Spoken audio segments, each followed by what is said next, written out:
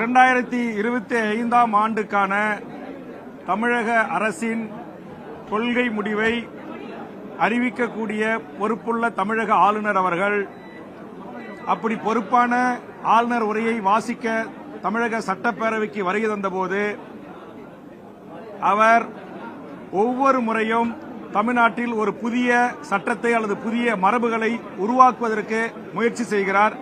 இதை நான் முதலில் வன்மையாக கண்டிக்கிறேன்.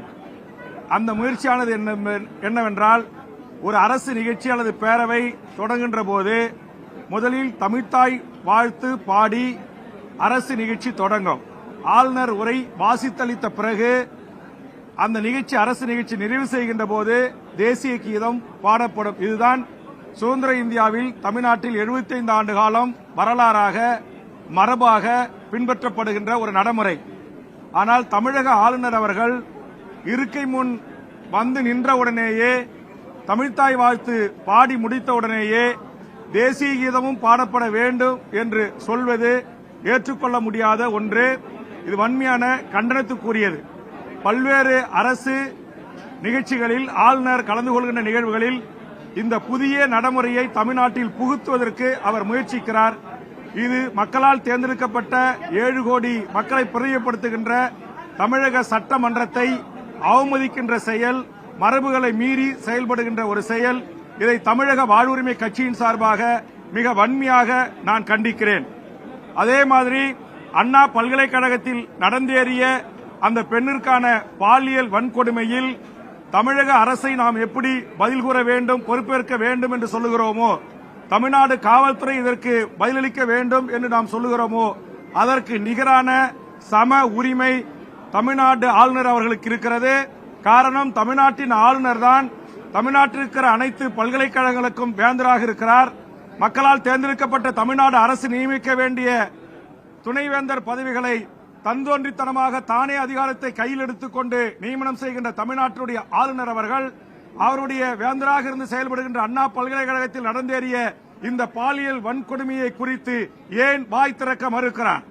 இன்றைக்கு பிரதான எதிர்க்கட்சி உட்பட பத்திரிகை ஊடகங்களில் யார் அந்த சார் என்கிற கேள்வி எழுப்பப்படுகிறது அல்லவா? அதற்கு பதில் சொல்ல வேண்டிய பொறுப்பும் கடமையும் தமிழ்நாட்டில் இருக்கிற பல்கலைக்கழகங்களுக்கு வேந்தராக இருக்கின்ற தமிழக ஆளுநருக்கு அது இருக்கிறது.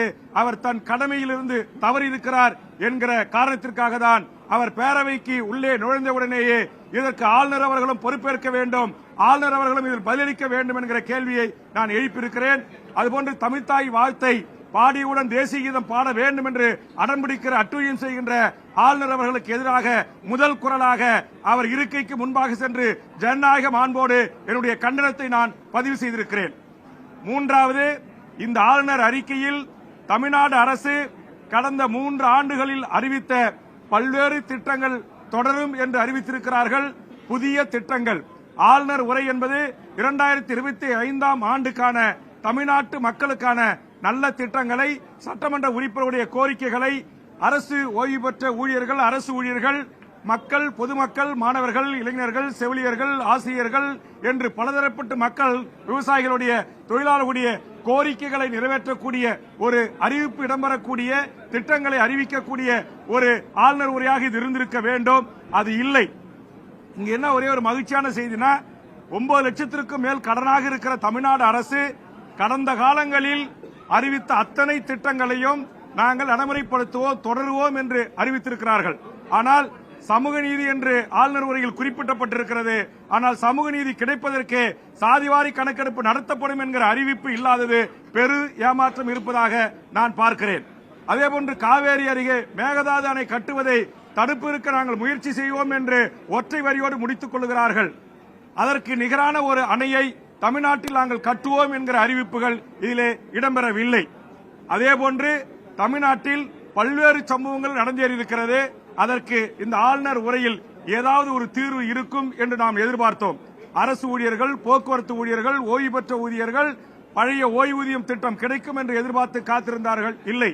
பல்லாயிரக்கணக்கான ஆசிரியர் நியமனத்திற்கான அறிவிப்புகளும் ஆளுநர் குறிப்பில் இடம்பெறும் என்று எதிர்பார்த்தோம். இல்லை. அதுபோன்று பல்லாயிரக்கணக்கான செவிலியர்கள், மருத்துவர்கள் நியமனம் செய்யப்படுவார்கள், அதற்கான முன்னறிவிப்பில் எடுக்கும் என்று எதிர்பார்த்தோம். அதுவும் இல்லை. ஆக இதுபோன்று இல்லை என்கிற இந்த எதிர்பார்ப்புகளை இனி வரும் நிதிநிலை அறிக்கையிலாவது மாண்புமிகு தமிழக முதலமைச்சரும் மாண்புமிகு நிதி அமைச்சரும் ஏனைய துறை அமைச்சர்களும் தமிழ்நாட்டு மக்களின் எதிர்பார்ப்புகளை நிறைவேற்றுகின்ற ஒரு அறிவிப்புகள் இடம்பெறக்கூடிய நிதிநிலை அறிக்கையாக பிற்காலத்தில் வர வேண்டும் என்கிற வேண்டுகோளையும் இந்த நேரத்திலே நான் முன்வைக்கிறேன்.